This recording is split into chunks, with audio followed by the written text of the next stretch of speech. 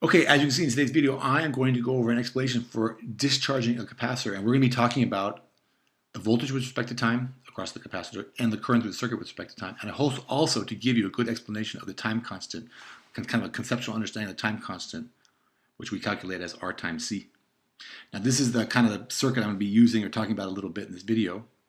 We previously charged the capacitor with a 12-volt battery, so there's 12 volts across the capacitor.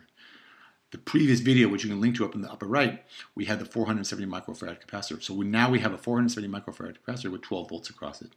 We're going to discharge that capacitor through this 57K ohm resistor. Okay, and let's do that right now. Okay, so we're talking about discharging a capacitor with respect to time. And you can see this is a graph of the voltage across the capacitor and the current through the circuit with respect to time. The first thing I want you to notice is that this graph is the time axis is not given in like absolute time as far as 30 seconds or 2 minutes or 1 minute and 30 seconds. The time is given in time constant. This symbol tau is a time constant, the symbol for the time constant. 1, 2, 3, 4, 5 time constants. The same thing for the time on the current graph, given in time constants, 0 through 5 time constants. In a moment, I'll show you how we calculate the time constant and talk a little bit about what it is, but you should notice that time is in time constants. Also, the voltage and the current are given as a percentage of the initial maximum voltage and current, not as some absolute voltage like 2, 3, 4, 5 volts or half an amp, a quarter of an amp, or something like that. The voltage is in percent of a maximum, same with the current, and the time is in time constants. Okay? Now this is the equation we use to calculate the voltage with respect to time across the capacitor as we're discharging the capacitor. You'll notice that each of the curves for the voltage and the current are exponentially decaying curves because as we discharge the capacitor, the voltage across the capacitor gets less, reduces to 0, and the current through the circuit after going to its maximum will also decay to 0. Okay, this is the equation for the voltage with respect to time. It's equal to the initial maximum voltage times E raised to the power of minus T over RC. V0 is the initial voltage across the capacitor. E is a mathematical constant, 2.72. Raised to the power of minus T, T as in voltage with respect to time, divided by R times C. R is the resistance of the resistor, C is the capacitance of the capacitor. And we have a similar graph and a similar equation for the current because the current is also decaying over time. The current with respect to time is equal to the initial maximum current, also times E raised to the power of minus T over RC. Well, what is RC? RC, that is how we calculate the time constant. The time constant tau is calculated simply as the resistance of the resistor times the capacitance of the capacitor. Now, the next thing you should notice is that because the time is given in time constants, that for any combination of resistor and capacitor, capacitor and resistor, any pair of these two things, the resistor and the capacitor, after one time constant, the voltage across the capacitor will be reduced to 36.8% of the initial maximum. The current will also be reduced to 36.8% of the initial maximum current, and so on and so forth for 1, 2, 3, 4, 5 time constants. 36.8, 13.5, 5, 1.8, and 0.7. We usually stop at 5 time constants because that's when we consider the capacitor to be fully discharged. All right? So let's just say, for example, we have, as I showed in the previous slide, a 57K ohm resistor and a 470 microfarad capacitor. You multiply these two numbers together and you get that the time constant for this pair of resistor and capacitor is 26.8 seconds. Only for that pair of resistor and capacitor. If you have a different resistor and a different capacitor, then you have a different time constant.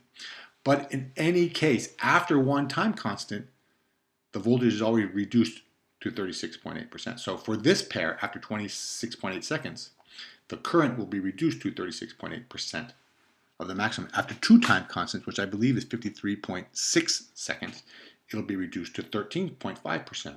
After 3 time constants, which I believe is 80.4 seconds, then it will be reduced to 5% of the initial maximum. And that goes for the current and the voltage. All right.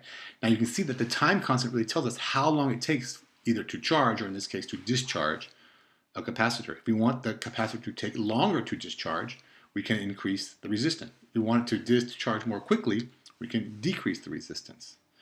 All right, so that's really what the time constant gives us some information about, is how long it takes to discharge the capacitor. You'll also notice that the time it takes to discharge is not dependent upon the initial voltage or the initial current, only on the resistance of the resistor and the capacitance of the capacitor. Change those things, you get a different time constant. Okay? Now I want to look a little bit more closely at this graph and these values and where they come from using the equation. You can see that this is the graph for the voltage, this is the equation. And for this pair, as we talked about in the previous slide, the time constant is 26.8 seconds. Now let's see, how do we get 36.8% from this equation for one time constant? Well, one time constant is 26.8 seconds, so that's going to go in here. T is the time, but we want to know after one time constant. So in this case, after one time constant, we've had the same amount of time, 26.8 seconds. And we take the initial voltage times e raised to the power of minus 26.8 over 26.8, which is e raised to the power of minus 1. If you take e raised to the power of minus 1, you get 0.368. So the initial, that tells you that the voltage across the capacitor after one time constant is equal to 0.368, or 38.6%, 36.8% of the initial maximum. Now if you want to know what it is for two time constants, we're going to leave 26.8 in here because that's the time constant. We would multiply this by 2, and of course we get 53.6, or you could just say e to the minus 2, and then you would get 13.5% of the maximum. For three time constants, or e to the minus 3, it's 5%. For 4, it's 1.8, and after 5 time constants, when we consider the capacitor to be fully discharged, it's 0.7% of the initial maximum. Okay, so that's where we use our time constant and the amount of time, and we would have e raised to the minus 1, 2, 3, 4, or minus 5. Okay. Now let's kind of do the same thing quickly for the current, but it's the same general idea. I just went ahead and substituted the values in, e to the minus 1, and obviously you get that after one time constant, the current through the circuit is going to be 36.8% of the initial maximum current. And we do the same thing for the current for up to 5 time constants. The time constant is the same for each, 26.8 seconds. I'm just substituting a different time in here.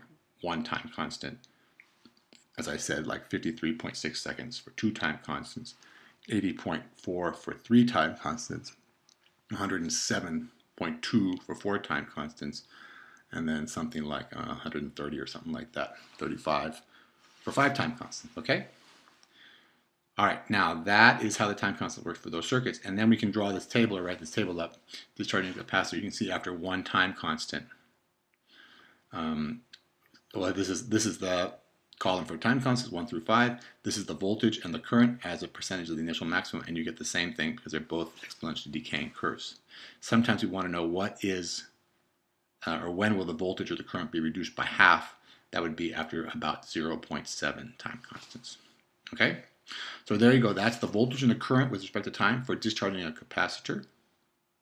That's the time constant. And hopefully that gives you a good understanding of those 3 things and how it works when we discharge a capacitor through a resistor.